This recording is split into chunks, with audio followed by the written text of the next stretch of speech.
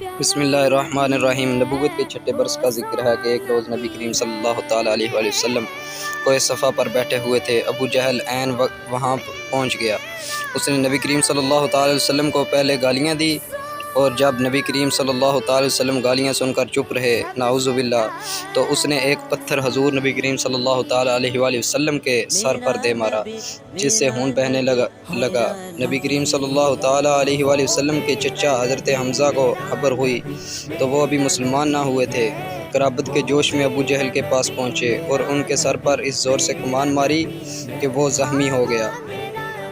حمزہ رضی اللہ تعالیٰ عنہ پھر نبی کریم صلی اللہ تعالیٰ علیہ وآلہ وسلم کے پاس گئے اور کہا، بھتیجے، تم سن کر خوش ہو گئے کہ میں نے ابو جہل سے تمہارا بدلہ لے لیا؟ نبی کریم صلی اللہ تعالیٰ علیہ وآلہ وسلم نے فرمایا، چچا جان، میں ایسی باتوں سے خوش نہیں ہوا کرتا۔